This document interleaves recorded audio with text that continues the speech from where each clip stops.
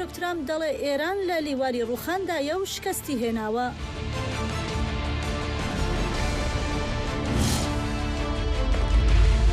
وەزیرە خەزینەیە ئەمریکا سکات بێسن سزای نوێن لە دژی ڕێژیمە ئیرانی ڕادگرینە. مفتی گەورەی ڕژیمی بەشار ئەسەد سزای زیندانی هەتایی بەسەردا سەپێنرا.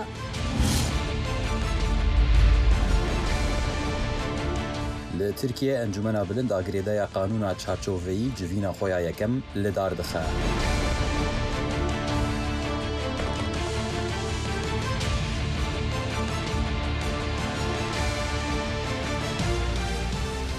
جه دنگ امریکا لواشنطن هم بخیر هاتنه و برنامه زندیج بش کردی ایرو دوشنبه دو خرمان 2726 کردیه که دکه و 24 طبقه 2026 زاینه اسیروان قچو ملگل هفکار خو بفرا و نوری دوی دمجمیره ده بورد مینن. عزیزان لەم بەرنامەیەدا ئەمڕۆ لەگەڵ ئێوە پێداچوونەوە بە گرنگترین هەواڵ و پێشاتە سیاسیەکانی ئەمریکا و ناوچەکە و جیهانیشدا دەکەین تا کۆتایی بەرنامەکە لەگەڵمان بمێننەوە.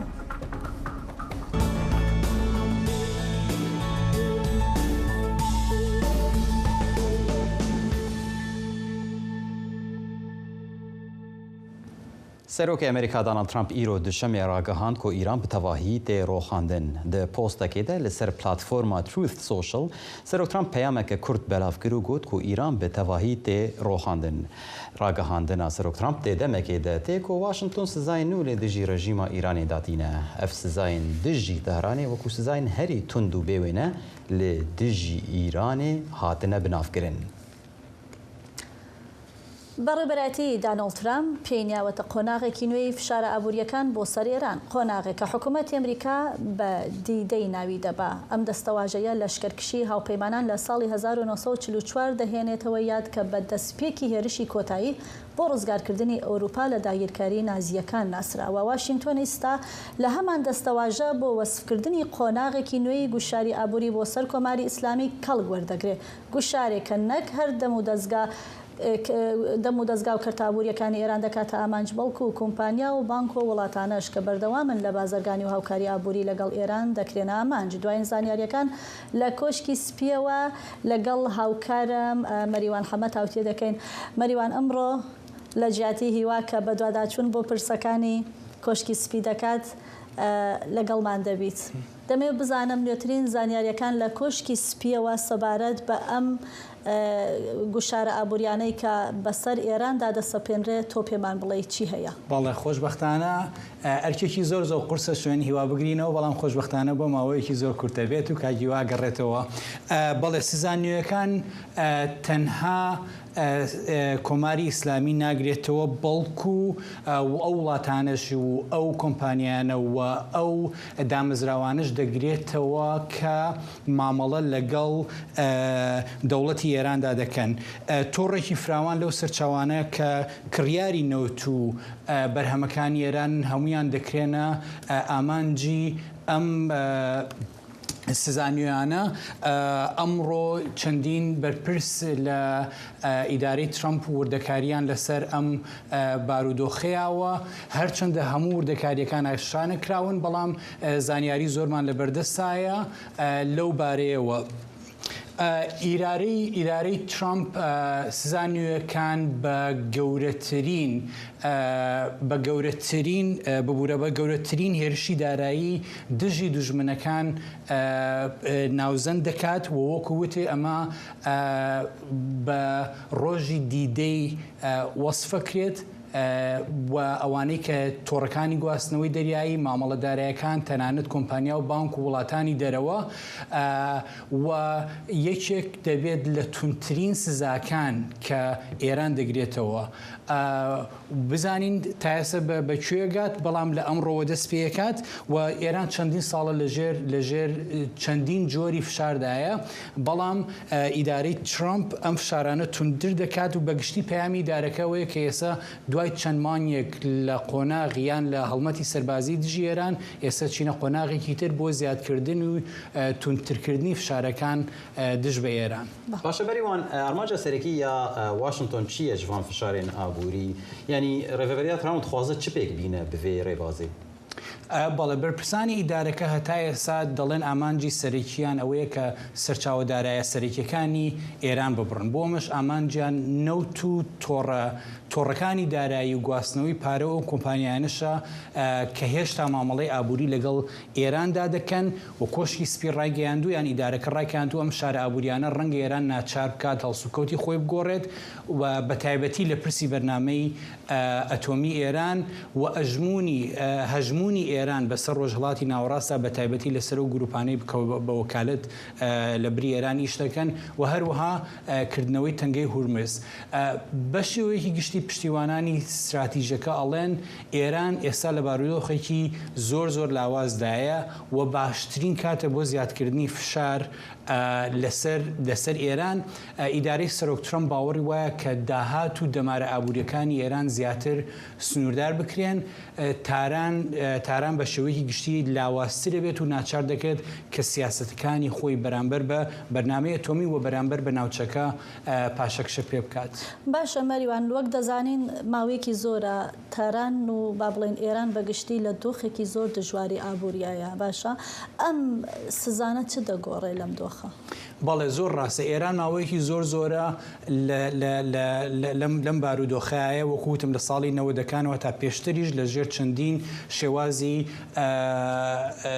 گوشاری ئابووریە بووە لە شرسای ئابووریە بووە ئێران ئێستا ڕێژەی هەڵاوسانی لە ماوەی نزیکەی 100 ساڵی ڕابردووە زیاترە لە جەنگی جیهانی دووەمەوە ئێران ئێستا هەڵاوسانی ئابووری لەو کاتەوە ئەوەنەی ئێستا زیاد نەبووە نرخی هەموو شتومەکەکان گران بووە لە ئێرانە سەرچاوی داهات کەم بۆتەوە ئیداری سەرۆک ترەمپ ئەیەوێت کە سەرچاوە داراییەکان زۆربەی زۆری شادەمارەکانی داهاتی ڕژێمی ئێران لە بوارە گەورەکانی نەوت و گواستنەوەی دەریایی هەمووی بکات کەمتر بکاتەوە بۆی کە ڕژێمی ئێرانیان کۆماری ئیسلامی ئێران نەتوانێت خۆی بژێنێت نەتوانێت سەرچاوی داهات دابین کا بۆ خەڵک و هەروەها نەشتوانێت هاوکاری ئەو گروپانە بکات کە بە وەکالەت دژی وڵاتانی تر لە ناوچەکەیە بە وەکالەتی ئێران شەڕ دەکەن بۆی ئەم هەنگاوانە بە شێوەیەکی ئەم هەنگاوە نوێیانە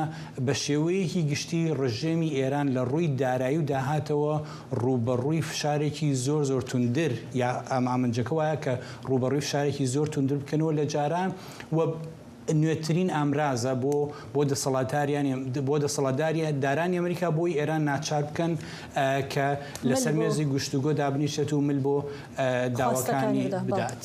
گەلێک سپاس مەریوان حەمەد سپاس بۆوان نوچە و ئاگاهیان. بڕیارە گەورەکان لە واشنگتۆن دەدرێن. لە کۆنگرێس ئێمە لێرە پرسیارەکان دەخینە بەردەم دەسەڵاتدارانی ئەمریکا. لێرە لە وەزارەتی دەرەوەی ئەمریکا. زانست لەگەڵ زانیاری سەرنجڕاکێشەکان. نەرینێنێ جیاواز لە دۆ ڕوودان. خوێندەکانی ڕۆژوو ڕاو بۆ سوونەکانی ئێوە. بەشی کوردی دەنگی ئەمریکا ئامادە لە ناوەندی ڕووداوەکاندا. نوچەیەن واشنگتۆن بلەز و وەرگیلی دگهینن وە. دەنگی کوردان لە دڵی واشنگتۆنەوە.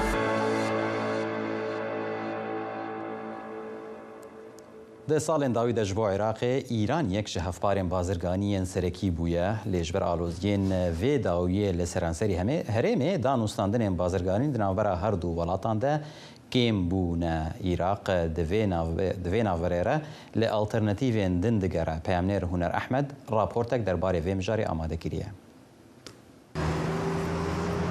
لە ماوەی دوو دەیەی ڕابردوودا عێراق یەکێک لە گرنگترین بازاڕەکانی ساختکردنەوەی کاڵا و وزەی ئێرانی بووە بەڵام داتای نوێ نیشانی دەدات ڕێژەی هاوردەکردنی کاڵا و پێداویستەکانی عێراق لە ئێرانەوە نزیکەی لە 155 دابەزیوە بەپێی داتای گومرکی ئێران لە سێمانگی یەکەمی ئەم ساڵدا بەهای هاوردەی عێراق لە ئێرانەوە بۆ 2.3 میلیارد دۆلار دابەزیوە ئەمە لە کاتێکدایە ئەو ژمارەیە لە هەمان ماوەی ساڵی 2025دا 5.1 ملیار دۆلار بووە. ئەبوبەکر محەممەد ئاماژە بەوە دەدات کە نرخی کاڵای ئێرانی بەهۆی جەنگ و دۆخی ناوچەکەوە هێندە گران بووە، بازرگانەکان کەمتر لە جاران دەستی بۆ دەبەن. لەو ڕۆژەی کە شەڕ ڕوویداوە لە بینی ئەمریکا و ئێران زۆر گران بووە، نەک لە شاری کەرکووک، لە سلێمانی، لە هەولێر، هەموو شارەکان و خاستن لە جلۆ. ئێمە دەرەقەتی ئەو شتە ناین، چکۆ ئێمە نامانوێ ملەتەکە شت بەگران لێمان ناکڕن و ئەڕۆن. هەر مەخسەریەک و $10 تقریبا $7 کۆتسەریە. هیچ وەکو ئەم خەڵاتانە ئەمانەیە ئەو مەخسەرانەیە هەمووی سێقاتە تۆتۆبانی خەڵک پێمەێ کاکە ژانمە پێش ماجە کریمان بە دیناری بوو، ئێستا بۆمەتە $7 دینار. جیهان و وڵاتانی ناوچەکە چاوەڕوانی سزا نوێیەکانی ئەمریکان بۆ سەر ئێران. ئابووری ناسان پێیان وایە بە زوویی کاریگەریەکانی لەسەر عێراق دەردەکەوێت، چونکە تا ئێستا عێراق نەیتوانیوە جێگرەوەی کاڵای ئێرانی لە بازاڕەکانیدا دابین بکات. بێگومان عراق یەکێکە لە وڵاتانەی کە بەهێزترین وڵاتە لە ڕووی ئەوەی کە بتوانێت خۆی دەرباز بکات لە ڕووی ئەو گەماروی کە بەسەر ئێراندا کێشراوە، چونکە هەمووان دەزانین عراق وڵاتێکە لە دوای ڕوخانی ڕژێمی بەعسەوە ڕێکەوتنێکی هەیە. هەموو ئەو داهاتەی کە لە ڕێگای نەوتەوە دەستی دەکەوێت دەچێتە وەزاری گەنجینی ئەمریکا و لەوێەوە تەحویلی عراق دەکرێت. بێگومان ئەمەش خاڵێکی بەهێزی عراق لە ڕووی داراییەوە. عێراق لە قۆناغێکی سەختی ئابووریدایە. سەرۆک وەزیران داوا دەکات سەرچاوەکانی داهات فرە چەشن بکرێت، لەگەڵ ئەوەشدا هەوڵەکان وەگەڕ بخرێت بۆ پشتبەستن بە بەرهەمی ناوخۆ و کەمکردنەوەی هاوردەکردنی کاڵای بیانی. هونەر ئەحمەد بۆ دەنگی ئەمریکا، کەرکووک.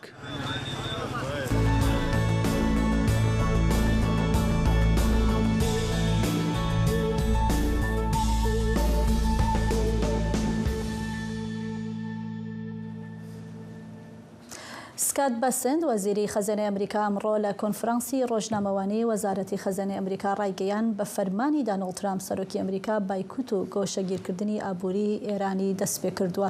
وتی ئەمە هەڵمەتێکە کە بێوێنەیە و لە دژی کۆماری ئیسلامی و لایەنگرانی و ئەوانەی کە ئاسانکاری بۆ کۆماری ئیسلامی دەکەن. بۆ زانیاری زیاتر لە وتەکانی وەزیری خەزانەی ئەمریکا هاوکارمان سۆران خاتریمان لە ستودیۆ لەگەڵە. سۆران، دەزانم تۆ بە دوواداچوونت بە وردی کردووە بۆ وتەکانی وەزیری خەزانەی ئەمریکا ئەمڕۆ. نوێترین زانیاریەکان چین لە سەر قسەکانی وەزیری خەزانە؟ بەڵێ بەفرا، من لە پرس کۆنفرانسەکە ینی ژووری ڕۆژنامەوانیەکە بووم لەوێ کە سکات بەسند هات قسەی کرد، هەروە کە خۆت وتی ئۆپراسیۆنی دوورخستنەوەی یا گۆشەگیرکردنی ئابووری حکوومەتی ئێرانیان دەست پێ کردووە. لە چوارچێوەی ئەم ئۆپراسیۆنەدا نزیکەی 6 کەس کۆمپانیاوە کەشتی گەمارۆ دراون. و هەروەها بە وتەی خودی بەسند ڕێگاکانی سەرەکی حکوومەتی ئێران کە لەو ڕێگایانەوە داهات بەدەستێنێت دەکرێنە ئامانج وەکو دراوی دیجیتالە، تەکنۆلۆژیایە زێڕە و هەروەها کەشتیوانیە. وتی ئەمانە دەکەینە ئامانج. بەڵام زۆربەی قسەکانی ئسکات بەسند لەسەر ئەو وڵاتانە بوون کە بە وتەی خۆی یارمەتی دارایی حکوومەتی ئێراندن، یارمەتی حکوومەتی ئێراندن کە ئەو گەماروانەیە کە لەسەری هەیە بە جۆرێ لە جۆرەکان دۆری بداتەوە و ڕێگەی پێ بدرێ داهات بەدەستبێنێ. ئەسکات بەسند باسی لەوە کرد کە چی دیکە لەگەڵ حکوومەتی ئێران هیچ ئەوەی کرد ناکەین و ئەبێ بربەستێک دادەنین بۆ هەڕەشەکانی حکوومەتی ئێران. وت باسی لەوەی کرد کە ئەو وڵاتانەی کە یارمەتی حکوومەتی ئێرانەدەن لەوانەیە خۆشیان بکرێنە ئامانج لە گەماروەکان لە سزاکان بەسەر ئەو وڵاتانشدا بسەپێنرێ و چیدی ئەوە قبول ناکرێت. باسی لەوە کرد کە لە ئێستادا بەرپرسانی وەزارەتی دەرەوەی ئەمریکا، وەزارەتی خەزینەی ئەمریکا و هەروە وەزارەتی شەڕی ئەمریکا و بەرپرسانی سوپای ئەمریکا لەو وڵاتانن کە گومان دەکرێت یا ئەمریکا دەزانێت بەوتێ ئەو یارمەتی حکوومەتی ئێرانەدەن لە چەند ڕێگەوە لە ڕێگەی فرۆشتنینەوەتەوە لە ڕێگەی پارەسپیکردنەوە لەگەڵ بەرپرسانی ئەو وڵاتانە قسە دەکرێت کە ئەو کارانە چی دیکە ڕابۆسێەوە دیکی ئەوەیدی لەلایەن حکوومەتی ئەمریکاوە قابلی قبول نیە. وتی باسی لەوە کرد کە ئەم ئۆپراسیۆنی دوورخستنەوەی ئابووری حکوومەتی ئێرانە دوو ئامانجی سەرەکی هەیە. یەک ئەوەیە کە حکوومەتی ئێران هەڵبژێرێکە دوور بخرێتەوە لەوە زیاتر دوور بخرێتەوە لە بواری ئابووریەوە یا ئەوەی کە بگەڕێتەوە مێزی دانوستان. هەروەها سەبارەت بۆ وڵاتانەی کە یارمەتی دارای حکوومەتی ئێران دەنکە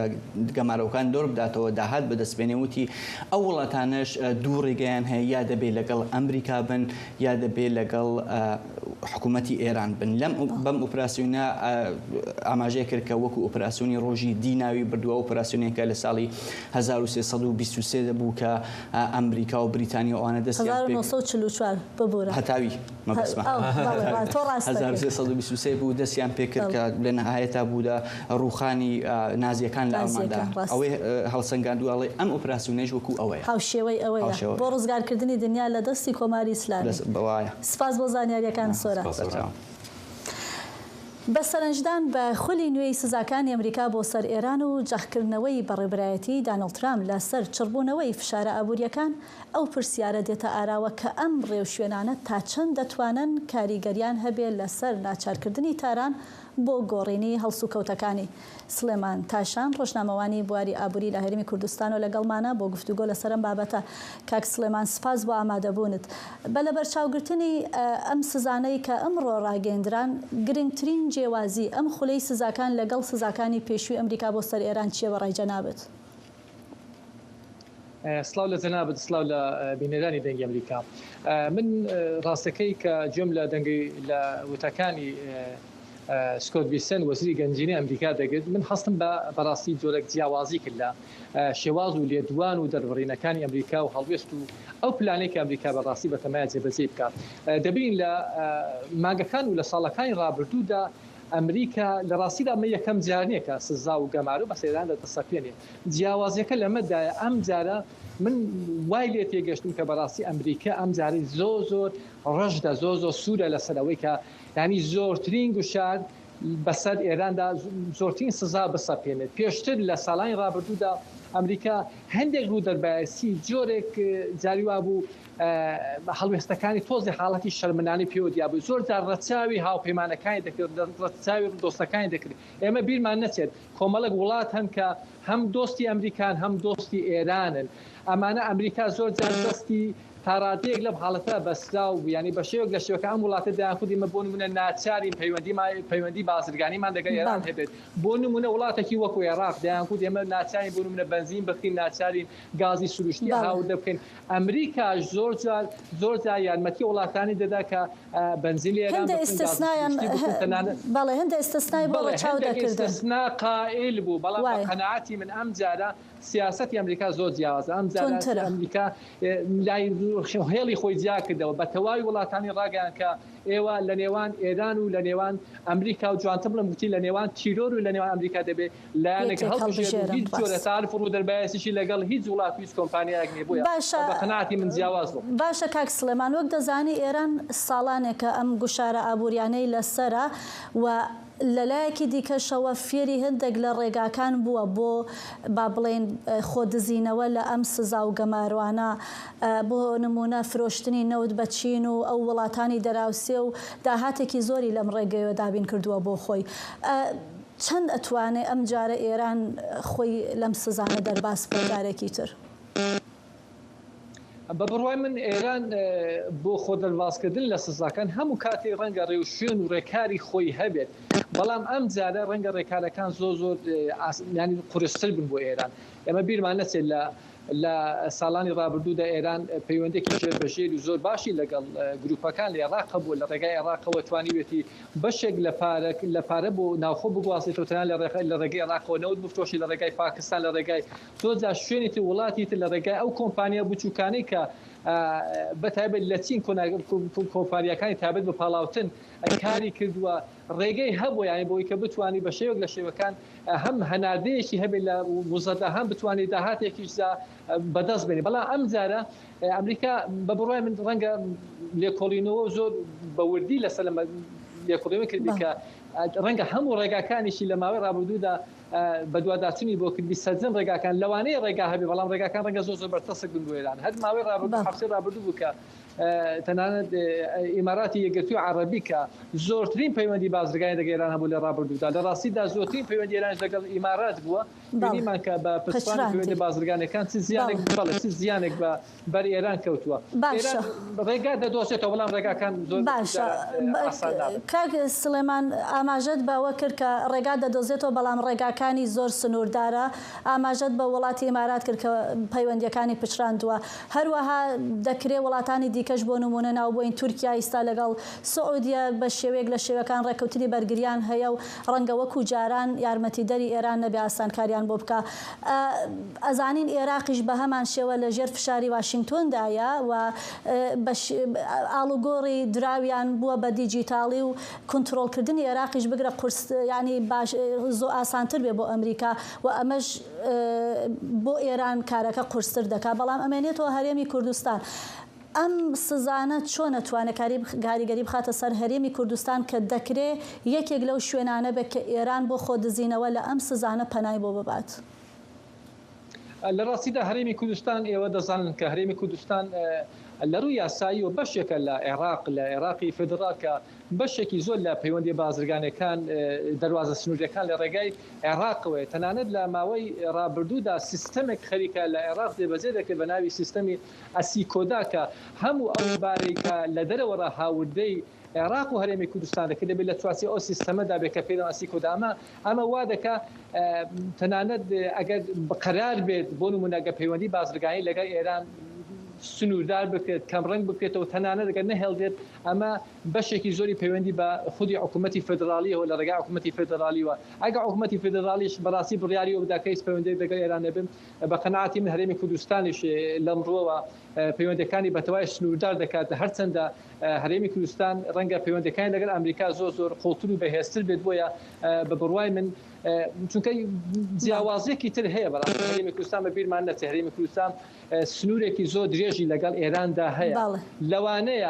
لەوانەیە دەواازە فەرمیە بازرگانەکان لەگەڵ ئێران دابخێن لە داهاتوودا یا هەر گۆڕانکارێکی تێدا ڕووبدا بەڵام دیستانیش بە درێژایی مێژوو پەیوەندی بازرگانی لە نێوان هەرێمی کوردستان و ئێران بە بڕوای من هەمیشە ڕێڕەوێک بۆ پەیوەندی بازرگانی هەبوو تەنە لە ماوەی ڕابردووشدا ئەم پەیوەندیانە زۆرجار لە ڕێگای تەنان ڕێگای قاساخە بۆ کە خەڵکێک هەبوو لە ڕێگای قاساخەوە ماڵوگۆڕە بازرگانی کردو ئەمە بەتەواوی بە بڕوای من ناپەترێت باشە کاک سلێمان وەک پرسیاری کۆتایی دەمەوێت بزانم ئەم سزانە زیاتر خەڵک لە ئێران دەکاتە ئامانج یا بەڕاستی یا حکوومەتی ئێران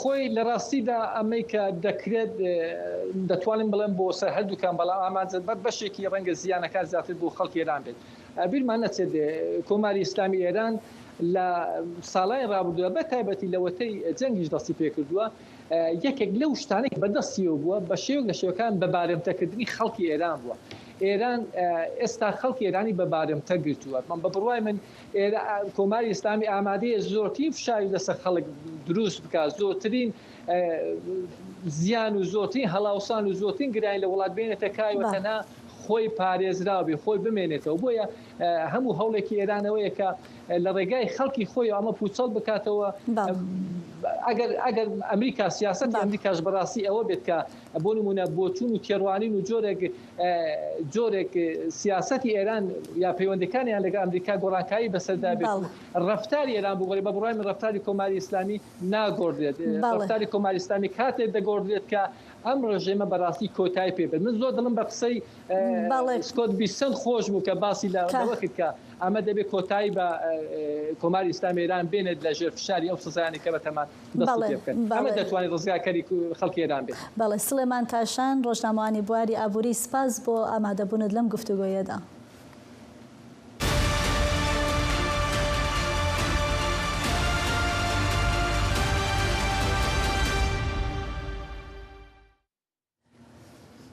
بۆ یەکەم جار واشنتۆنە پایتەخت میێڤانداریە پێشبرگە ئۆتۆمۆبیلان یا بناوێ ئێندی کار کرد داویا vê هەفتەیە بووری کۆلانên پایتەختê بوون قادا پێشبرگا نافدار ئەف چالاکî بەشێک بوو ji pîrozbahiyên salvegera di 35 ya serxwebûna Amerîka. Hevkara me Bîta Meşayixî raportek derbarê vê babetê amade kiriye. جبو پیروزکردنا سالبگرا 250 سرخوابونا آمریکای ل واشنگتن پایتخت پیشبرکا ترامبیلانا اندیکاره یا بناوی Freedom 250 Grand Prix هات پیشکش کردن. پیشبرکا ترامبیلانا اندیکاره لیگایا پیشبرک ناسکری یا آمریکایا باکوره دیوی لیگی ده جه 14 ولات جدا آجوکار هنه و 8 جوان جه آمریکاینا. هر وها اف چالاکی یکمین پیشبرکا ترامبیلان یا لسر کولان واشنگتن و لدورا نشنال مالی بو. از لورم داکو 205 سالیا امریکای پیروز بکم. گلو جوی کنجو کوفیه چیتر چه جلو برگ هنکو از لخوا بکم؟ داکو هر کس من ناز بکه. جخوا هر کس زانه کو از کیمه. از لورم جبرکو دبیجن اف جارای کما و داوی یاکو چالاکیه که وصا چه ببه. لی بلکی نو صابه. بلکی اف دسپیک ببه دسپیک که تشتکی نو. بدرجه‌های 400 کیلومتران اف پیشبرک بود دویمین درشترین پیشبرکا سری کولانان د دیروکا اندیکاره ده. Freedom 250 Grand Prix یا واشنگتن پیشبرکا 15 امین قهرمانی اندیکاره بو. کتواهی وی لیگی جهشده پیشبرکن جدا بکده. دناف کومین بشتر بوی ینجبو وی روژا تایبت ده اندامین کوما موزیکی یا هزا اسمانی یا امریکای جی هبون. I'm Connie Summers. I'm pipe major. از کانی سامرزم سروکا کوما موزیکیمه و من ده سالا 1968 ده دست به وی کومه کر. من ده سری ده وکی رقص پاریزا رقصا هایلند سپیکر. پاشی من هول ده کوفیری لیدانا بلوری ببم. من دست بیکر و 2 سالان من هم رقص کر هم جی بلور لیدا. پشتی 2 سالان من دست جرقصه برده و تلی لبلوری ده. از رابرت وودم یک جه سرهنگین کما موزیکی من ده سال 2009 دست به وی کومی کرو من تنی لبلورا پشته دا کیفا من پر جراحات و نها ام لورن لپایتخت ولید پر بالکیشه جبلی هنرمند و شاهدین دیروگی به هزاران کارمنجی جبو بری و برنا وی چالاکی و دیتنا روبروبونا شامپیونان لحرمه آماده بون.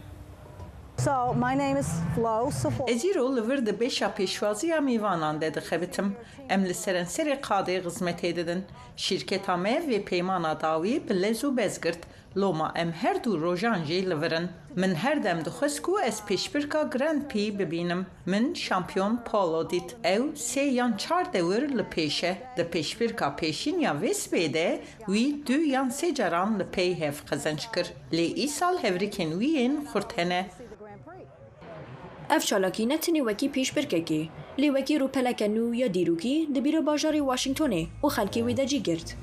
بیتا مشایخی دنگی امریکا لواشنگتن پایتخت.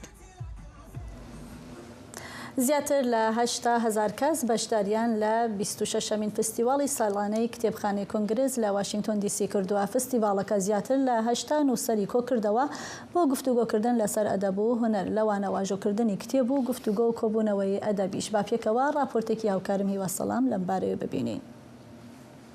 ساڵانە فیستیڤاڵی نیشتیمانی کتێب لەلایەن کتێبخانەی کۆنگرێسەوە ڕێکدەخرێت. ئەمساڵ فیستیڤاڵەکە لە هۆڵی والتەر واشنگتن لە واشنگتنی پایتەخت بەڕێوە چوو کە هەزاران کەس لە دەوری کتێب کۆبوونەتەوە و ڕیزی درێژیان بەستووە و هیواخوازن کە کتێبێک لەگەڵ خۆیان ببەنەوە نووسەرێک ببینن یان گفتوگۆیەکی پڕ لە زانست و زانیاری بکەن. ئەمە جاری یەکەمە کە بەشداری لە فەستیڤاڵێکی وادا دەکەم. من لێرەم چونکە نووسەری بەناوبانگ تیا ویلیامز لێرەیە. دوایین کتێبی ئەم نووسەرم خوێندەوە ناوی کتێبەکەم لە بیر چوو. دەمەوێت ببینم کاتێک قسە لەسەر کتێبە نوێیەکەی دەکات. باڵێ زۆر دڵخۆشم. ئێمە لەم سەرەیەدا وەستاوین هەتا بەشداری لە یەکێک لە سیمینارەکان بکەین. ئەوەی دڵمان خۆش دەکات ئەوەیە کە ئەم سەرگرتنانە دوور و درێژن و خەڵکێکی زۆر دایانەوێت ئامادە بن چونکە بۆ ئەوان و بۆ منیش گرنگە. لێرە تیشێر سوورەکان لە هەموو شوێنێک بەدی دەکرێن. ئەو گەنجانەی تەنیا لەبەر خۆشەویستیان بۆ کتێب خۆیان بە خۆبەخش تۆمار کردووە و هاوکارن لە ڕێخستنی فیستیڤاڵەکەدا. من وەکو خۆبەخش هاتووم چونکە من خوێنەرێکی باشم و کتێبم خۆش دەوێت. فێری واشنگتن دیسی بکە کە شوێنێکی چەند گرنگە بۆ ئەدەبیات و کتێب. پێم وایە ئەوە گەورەترین فستیڤاڵ بووە کە هەتا ئەمڕۆ سازیان کرد بێت. چەندین نووسەری مەزن و دەرهێنەری فلم لێرەن و چالاکی ناوازە بەڕێوە دەچن. نووسەران بەشێکی گرنگی فیستیڤاڵەکە بوون. هۆڵەکان جمعیان دەهات لە گوێگران بۆ بینینی ئەو نووسەرانەی کە لەسەر پەڕی کتێبەکانەوە پێیان ئاشنا بوون. دەرفەت هەبوو کە نووسەرێکی خەڵکی نیویۆرک ببینین و ڕای خۆی لەسەر فیستیڤالەکە خستە ڕوو. من هەموو ساڵێک بەشداری فستیواڵی نیشتمانی کتێب لە واشنگتن دیسی دەکەم چونکە من کتێبم خۆش دەوێت و خۆشم کتێبی بڵاوکراوەم لە بارزان نۆبڵ هەیە و دەمەوێت لەگەڵ ئەو ژمارە زۆرەی خەڵک بم کە ئەوانیش کتێب و نووسینیان خۆش دەوێت. گفتوگۆی زۆر کرا و کتێبی زۆر ئیمزاکران. فیستیڤالەکە بۆ هەریەک بە جۆرێک دەبێتە یادگارێکی جوان بۆ ئەوەی بەبیری بێننەوە. ئامادەبووان بەدەستی پڕ کتێبەوە فیستیڤالەکەیان جێهێشت و نووسەرانیش بە دیداری هەوادارەکانیان شاد بوون.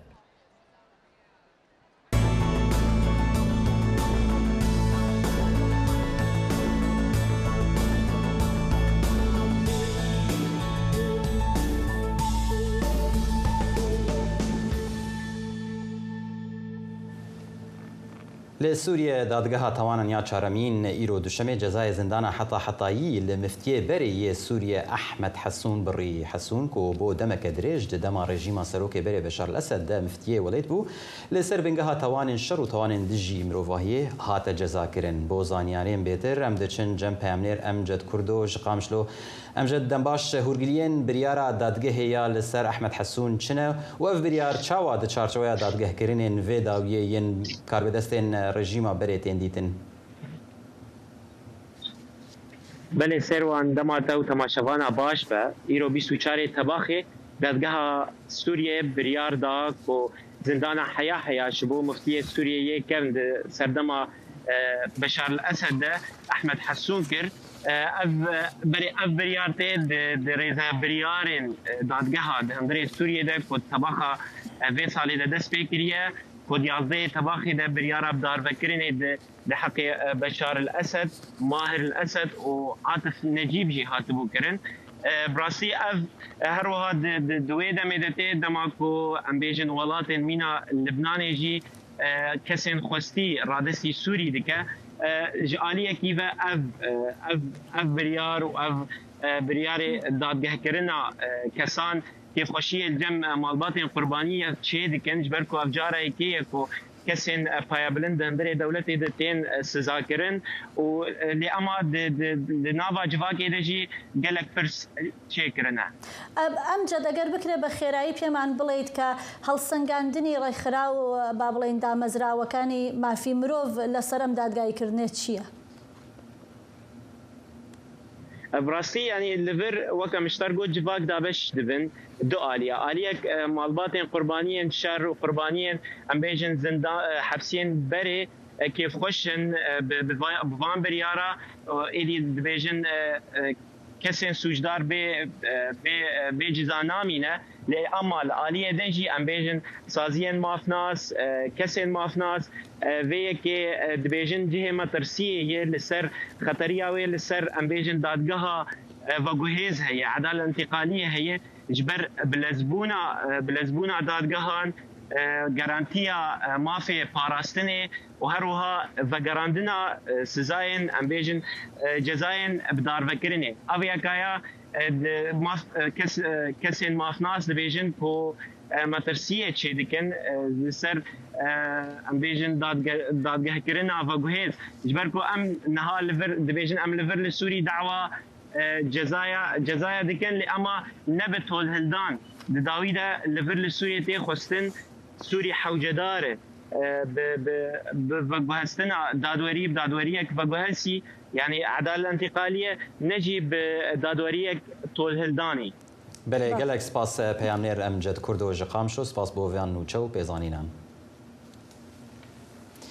هر گریدای مجارا جزاکرنا مفتیه بری سوریه احمد حسون و دوسایا دادوریا و گوهیز لسوریه نها پاريزر عمران منصور جفرانسا تفلی مدبا که عمران بخیر هاتی حکومتا دمکیل شامی دبیجه جزاکرنا حسون د چارچویا دادوریا و گوهیز دیه جبر رولک مزن یا حسون د توانین دما شر نافخوی ده هبو نرخاندنا تا د سپیک درباره وی کی چیه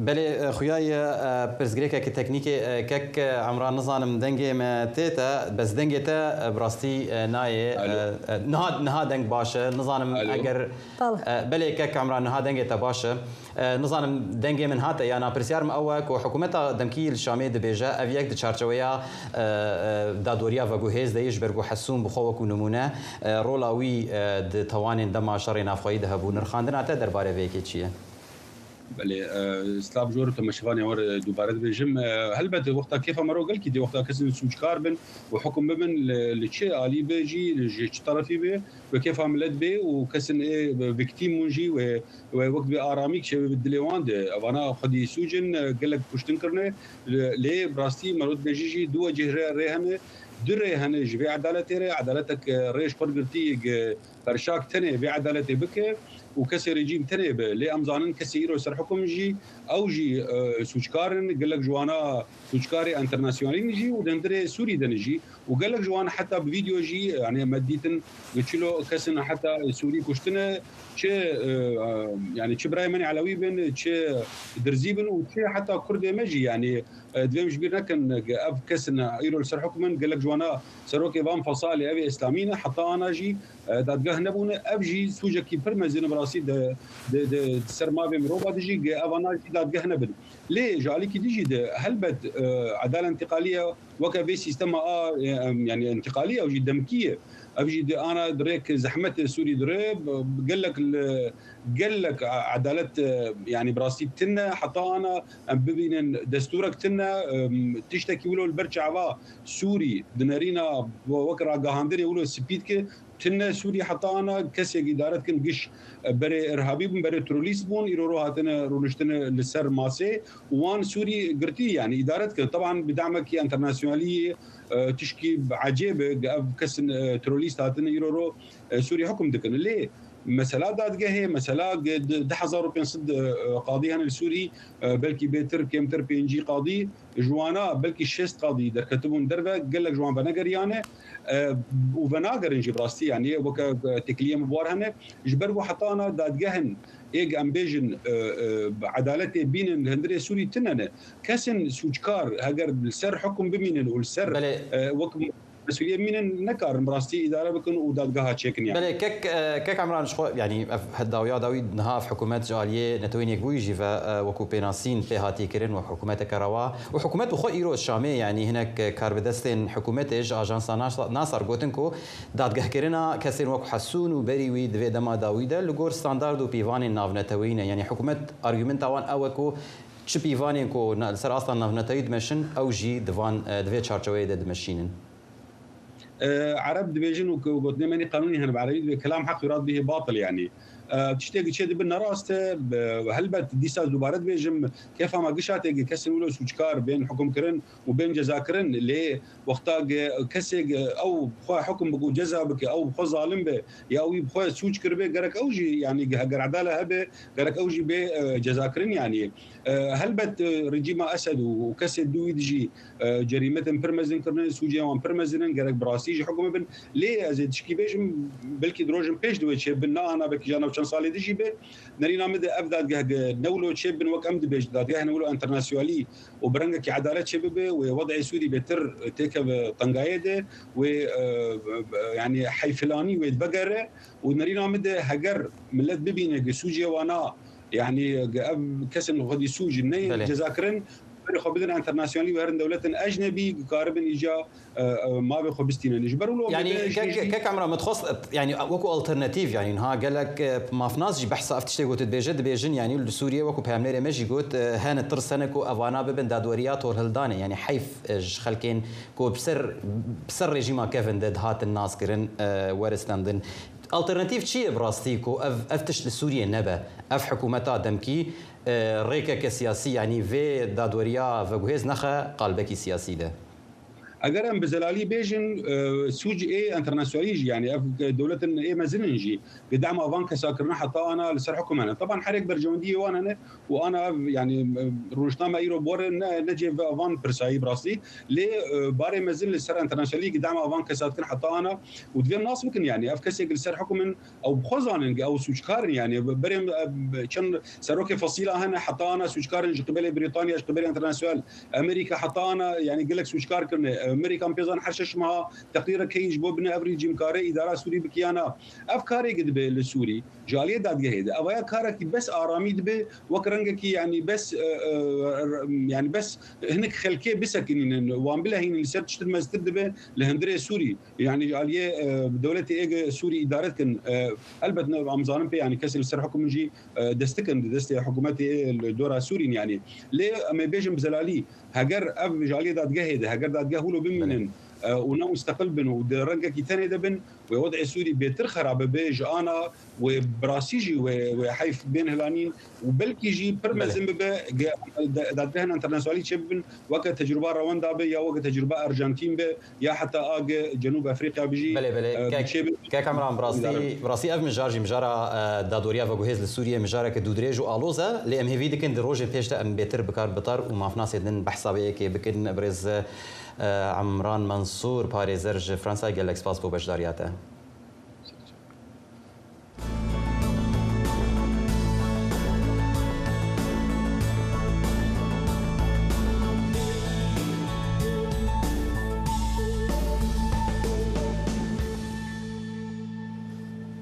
هەرچەندە یاسای چوارچێوە لە تورکیا پەسەند کراوە بەڵام باسی خەڵکی کورد و زمانی کوردی تێدا نەکراوە ئەمەش ڕەخنەی کوردەکانی باکووری لێکەوتوێتەوە و دەڵێن یاساکە باز لە نیگەرانی و داخوازیەکانی کورد ناکا با پێکەوە راپۆرتێکی ئەیوب دەمیر لە ئەستەمبوڵەوە ببینین لەسەر کاردانەوەی خەڵک بەم یاسایە کە تورکیا بۆ پرۆسەی ئاشتی لەگەڵ پەکەکە پەسەندی کردووە.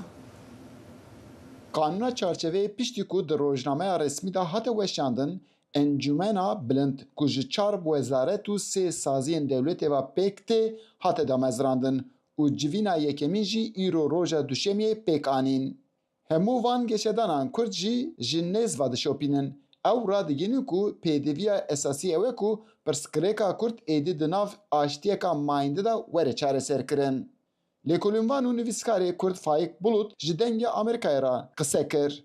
Bulut radigîne ku pêdivî bi yektiya Kurdan heye û pêwîst e ku Kurd bi dewletê ra di şertên nû da li ser mêzekê rûnê. Em gelê Kurd, hêzên demokratî, hêzên liberalî, hêzên Kurd bira destek bidin yek, bira destek bidin hevdî, milek bidin milê hevdî, rêkî vekir û zexteke mezin çêkir, bira hikûmet jî mecbûr bûye. Şertên nû da em ser masekê rûnê. Di vê pêvajoyê da daxwazên Kurdan ew e ku li ser mêzeka li hevrûniştinê da aştiyeka hergavî were duristkirin. Dema behsa pêvajoyê dikin, radigînin ku ew ê hergav li meydanan li ber xwe bidin ku heta ku zilma ser Kurdan rabe. Ji bona xatirê ku masa aşîtiyê pê li darxistin û li ser wê masî mizakere bên kirin û aşîtiyekî mayînde ava bikin. Devamlı em ê meydana bin û em ê ber xwe bidin. Em pirî jin. Jinê me bila jinê Kurd jî bila ser piya bin. Em îro aşîtiyê dixwazin. Em hîvî ji Xwedê û ji Resûlê Xwedê ne ku aşîtîkî çê bibe ev gel ji vê zilma hanê xilas bibe. Hêjeyê diyarkirinê ku ji hêla Dem Partî û dewleta Tirkiye ve her çiqas pêvajoyek were meşandin jî lê Kurd hayjixweyî nêzîkî vê yekê dibin. Ji ber ku di qanûna çarçevê da ji bo çareserkirina pirsgirêka Kurd ti tiştekî dîtbar nîne. Daxwazê wan ew e ku dewlet gavên dîtbar bavêje. Eyûb Demîr, Dengê Amerîka, Stenbol. بله ام هر لترکیه دمینم پشتی که قانون چارچوبی در روزنامه فرمیا وی ولاتی ده هات وشاندن انجمنا بلند جی یکسر هات دامزراندن انجمنا بلند ایرو دشمه جارا یکم جوینا خو پیک آنی دناو انجمنا بلند 4 وزارت او سه رخصتنین فرمی جهدگرن ایوب دمیر پیامنیر استانبول به مرای داگو پیتر آگاهیان درباره وی کی بده ایوب تبخیر هاتی جوینا انجمنا بلند قالو چه مجاری نو درکتن پیش دوی دری ده هما بیجن جبینا انجمه دا دیا ناوی وی اوی دیار بو او جی جرا لجنه ام بیجن لجنه شوپاندنو نیرخاندن ناوی لیدان ایرو 3 ساعت و نیر ev berdam kır. Divê derê da 4 komisyon hatin damezrandin. Jivana ev komisyon yani bin vê lejneyê da cî digirin. Komisyonek li ser hukukê, komisyona hukukê jê ra tê gotin. Vê rewşahanê tevahî di warê hukukî da wênekî derê cî bigire, li ser vî bisekinin. Komisyonek dîsa ji bo şopandinê û lênêrînê derkete pêş. Ev komisyon jî em bêjin rêxistin di warê çekberdanê da an jî tiştên da rewşeka çawa de tevahî bana wê binirxîne ji bo lejna giştî yani ya encumena bilind wê derxîne pêş. Komisyona kadın jî komisyona rehabilitasyonê yani em bêjin çekdarê rêxistinê dema daketin xwarê an jî hatin nav civakê wê di rewşeka çawa da bin şiklekî çawa derkeve ev komisyon jî wê serviya raportê amade dike. Komisyona din jî ya çaremî jî li ser bêçekkirin û stratejiyê rastî ev jî em bêjin rêxistin wê çekê xwe çawa dayne bi çi şêwazî derxîne stratejiya viya çi ye tevahî wê wana binirxîne lê divê derê de karin bêjim ku vê komisyon dê diyar bike ku hekê evana bawekî dîtbar derkevin pêş wê li Tirkiye jî aştiyek derkeve olê. Baş e boçî li encûmenî bala kursî bi berpirsanî Kurd nedirawe. Divê derê da rast e yani dema em temaşe dikin yani 4 wezaretên Tirkiye têda heye resmîne daliyê din da jî çê sê saziyên resmî divê derê ya dicî digirin yani em bêjin dem partiya an jî rêxistineka Kurdan kesekî Kurdan ku navê wan servî be beşdar nebûn lê bîstê vê meyahanê da Pervîn Buldan daxuyeniyek dabû gotibû ku serokê Rêberê PKK Abdullah Öcalan wê di komisyona bêçekkirin û siyasetê da wê cî digire rastî divê derê de komisyona çaremî jî nabê wî komisyona bêçekkirin û stratejiyê ye yani hemama vê komisyona da dibe ku cî bigire lê rastî wê çaw ve şiklekî çawa ve hê vî alî da tiştek nehatê diyar kirin. Belê peyamnêr Eyyûb Demîr ji Stenbolê gelek spas bo van û çew pêzanînên te.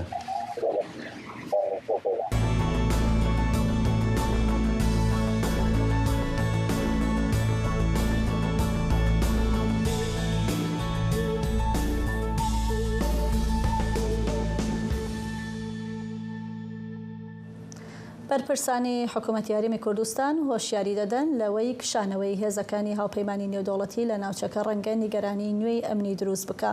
چاودێران دەڵێن کەمبوونەوەی ئامادەبوونی هاوپەیمانیەکە دەتوانێت بۆ شایی لە پاڵپشتی سیاسی سەربازی ئەمنی و دارایی بۆ هەرێمی کوردستان بێرێتە ئاراوە.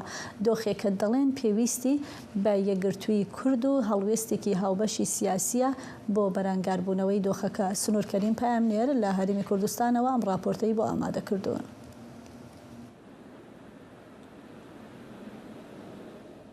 لەگەڵ نزیکبوونەوە لە کۆتایی هاتنی قۆناغی دووەمی ڕێککەوتنی نێوان عێراق و ئەمریکا بۆ ئۆپراسیۆنەکانی شەڕی دژی داعش نیگەرانی لە هەرێمی کوردستان دروست بووە کە هێزەکان بەتەواتی لە هەرێمی کوردستان بکشێنەوە.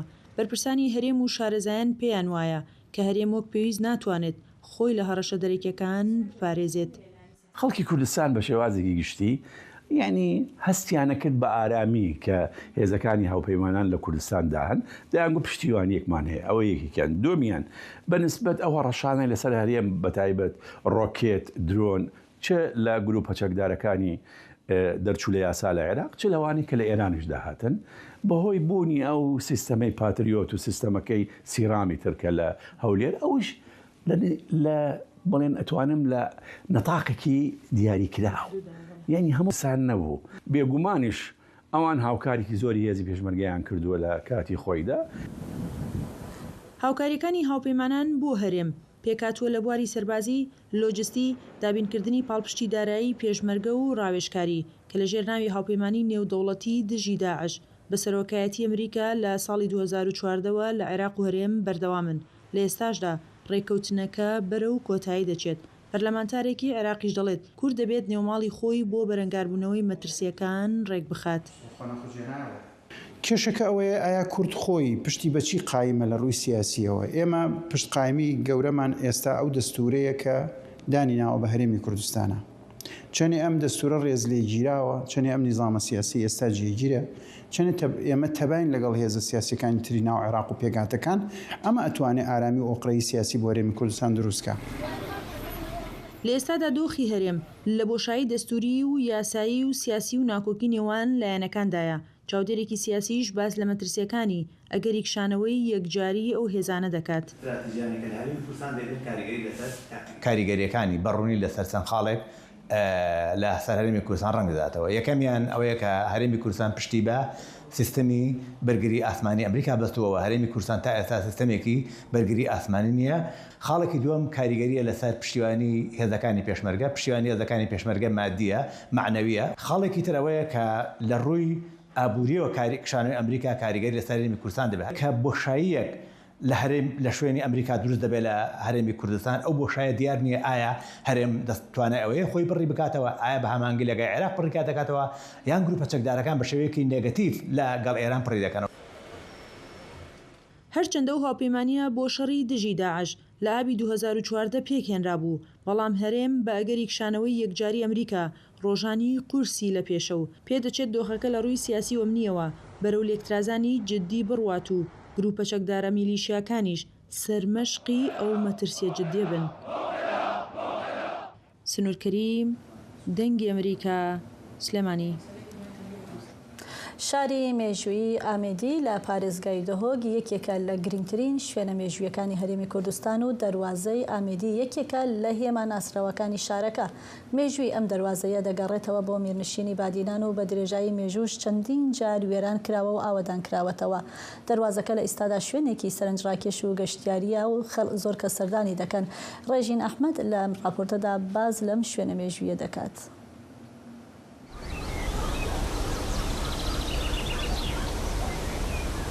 دەرگەهی ئامێدیە نەتنێ دەرگەهێکێ بەریە بەلکو دەمەکیدا گەلک جاران بڕووی شەڕی هاتیە گرتن. ئەف دەرگەهە سنوورێ جوداکردنا سەربەخۆڕا دەستبوونا باژێرەکێ دیرۆکی بوو. ئەڤروکەژی ئەف دەرگەهە وەک نیشانە شک و مێژووە پڕژ داستان لە دەڤەرە بەهدینان ڕاوستایە. دەرگەهە بەهدینان دەرگەهە میساڵۆن دەرگەهە سەبنای یک جهشی نوریت گرنگ دەڤەر ئامێدیەت وتكافن دوك على همدير هدنوچون رکودو درگاه بوده. یکی بوده درگاه بهدینان کاتالوی روش اوه، یکیش بوده درگاه زبورت کاتالوی روش حالته. خالق رکوبی درگاهی هدنوچون بو نو باجری داد کرد. اف درگاهات یا اوه کردن بو مرام سربازی کو برگریش کاله همدیه بکاتن. میجو درست کردن وی درگاهی زبریتم بو سردم فرسیا. بالگاج آوان کو افریقا عملت رکودارش که درگاهی کاونترین رکال همی عراق بساش وظیف نظام فرسيات يدرس كان وبالجدي تجاوكو سيمان حوتايون جي نخشبر مال سارك ودرجاي هنا او جي بالجان ابو زبريت مسردمه دولته فرسي كو 200 سنه بيزين يعني بريد 200 سنه تقريبا.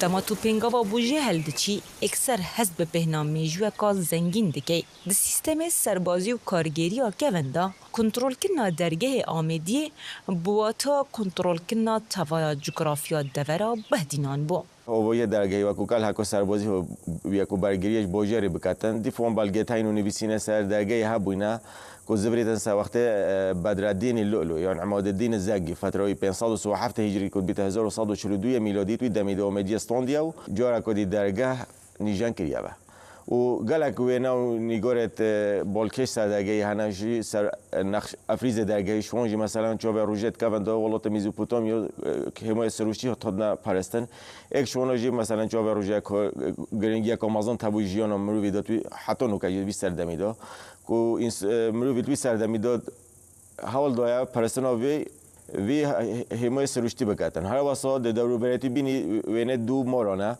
و کو حلقه خوب اولی که هر خکی برگریش شوی روزه کریه هر واسه دبینی وینه دو سربازانه هر دو لای راست و چپه کو شریل گل و بلنده که خرافید کردن کوی تمثیل قوات هزت کردن اف ظاهره جد کردن در میزوپوتامیا ها بولات میزوپوتامیا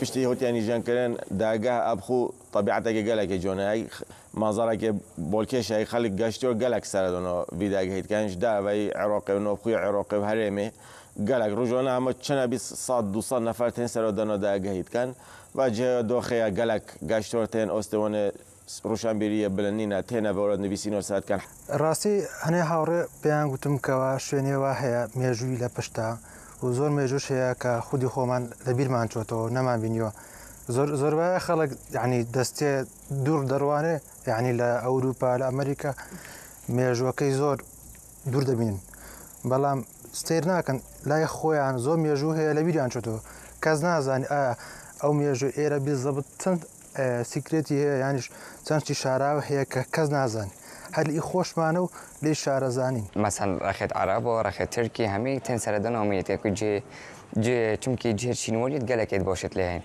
و بتایبەتی ئۆمیدیە مە دەرگەی ئۆمیدیە هەی بێژن دەرگەی ڕۆژهەڵات و دەرگەی ڕۆژئاوا دەزانیت شتێکی گەل هەستێکی گەلێکی خوشەویستتر بێ وەڵاتی بێت ئەزیاتمە وەڵاتەدەش بەروی جێ چینوەری اف درگه استراتیجیه نتنه پایتخت امریکا ها بهدینان بو بلکو بربرا هرشن درکی ناوندکا سرکیا کمکرنا باجان و آبوریا دوره بو و هشتاجی رمزا سروری و شنوارن گرنگن کردستانه ریجین احمد دنگ امریکا آمیدیه پشتی سالên درêjiyên şerê navxweyî li Sûriyê niha hewl tên kirin ji bo jinûva avakirina bazara kevin ya bajarê Helebê. Hevkara me Fatma Sindî derbarê vê yekê agahiyan dide.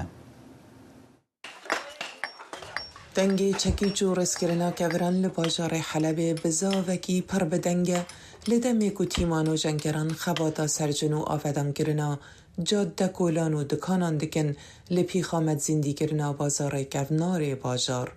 جه آلیه کمالا هفگرتیا آغاخان یونسکو ریخستیا بشخستنا سوریا و وزارت کلتوری برای وبریا محمد یاسر مولاوی که یکم تفگریا ریوبریه لپارزگاه حلبه بزاو آودان کرنه بجوده چه جهیلا توره و جگولانین کفنارین خملاندی بروبرین دارن او بازارا یک جهن گرنگین گشتیاری هر وصا ناوندکا بازرگانیا کوزموپالیتیک بو گوجاده یا نافدار آورمیشا چینی پیوه گریدایی بو به توایی 13 کیلومتر بخواه گردن و جکنج صابونه بگیره حتی زیر و زیوان تعداده ها تفروتن. نحن الآن إن شاء الله تخطينا منها نيفي قناغان وأفاكرنا بازار كفرين حلبة در باسكرية بازار كفرين حلبة نتني جهة بازرگانينا وان دريجية كخويا ديروكي ومروفي هيا بریکو شرع نفخوی ویرانکری سوریای دستوی بکه حلب باجارکی بازرگانیا گلک گرنگ و ناوندکی دیروکیا سربلند بو میراته آیا دریج لسر دیمن آودانیا خویا دکن آودانین که حتی نهاجی جعالی بازرگان راونگو نمیجوانان و دینه بکار اینان شرعی که ده سال 2011 ده لسرانسری سوریای دست بکر ده هاوینا 2012 ده که هشت حلبه ده ماکو شروان سرهل در آلی روشحالاتا باجر کنترول کرن سرهلدران هیوی دکر که هبونا وان لحلبه دست بکا داویا سردم وی دم سروک سوریای بشار الاسد به ده همان دم ده حکومت الشام سوز ده کو زو سرهلدران جواجری در بخه لیچ آلیه که اف آرمانجا پک نه آنیو شر لحلبه بوزیده تری 4 سالان وکیشا هر کو شر دریج دبو باجر دبن ایرشن هواین هزن حکومت و بمب باران کرنا ویران تر دبو بشکن ناوندین باجر جوان بازار گونار هاتنه ویران کرن آنجی صوتن بشتی کو هزن اسد لقانون سال 2016 دما کنترول باجری به دست خستن بزاوین هیدی جبوی و جاندنا باجری دست بکرن. باجاره گون حلب یک جچن جهن لسوریایه گوژ آلی یونسکو سازین چاندین نتویین یک بویی و وکی جهن میراتین جهانی هاتی را گهاندن. بەڵێ بینەرانی عزیز لە کۆتایی بەرنامەکەماندا سەرنجتان ڕادەکێشین بۆ بابەتێکی جیاواز لە کۆشکی سپیەوە کە ئەویش باخچەی گوڵەکانی کۆشکی سپیە کە لەم ڕۆژانەدا کەشوهەوایەکی جیاوازی بەخۆیەوە دەبینێ. باخچەکە کە سەردەمانێک زیاتر بە گوڵباخ و گوڵە سەرنجڕاکێشەکانی ناسراو بوو ئێستا میێوانداری پەیکەری کەسایەتیە دیارەکانی مێژووی ئەمریکا دەکا، لێ نێویاندا پەیکەری تامەس جەفەرسۆن. ئەم گۆڕانکاریانە بەشێکن لە پلانەکانی گۆڕین و دیزاینکردن و نۆژەنکردنەوەی حکوومەتی ئەمریکا بۆ شوێنە گشتی و مێژوویەکانی واشنگتۆن. بەڵێ عزیزان، وەک گوتم بەم هەواڵەش هاتینا کۆتایی بەرنامەی ئەمڕۆمان و هەتا وەکو بەرنمەیەکی دیکە و تا دیدارێکی دیکە بەخواتان دەستپێرین هەر شاد و بەختەوەر بن.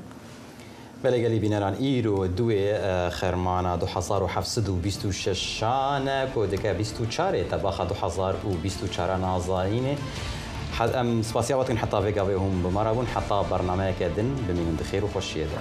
هەر شاد بن.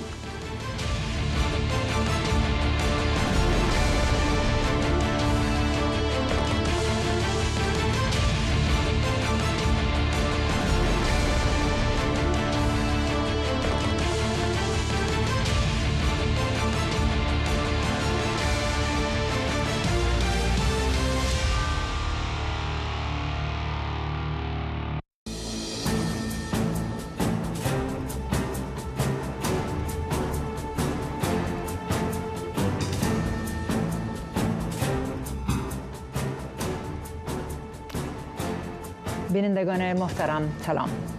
با برنامه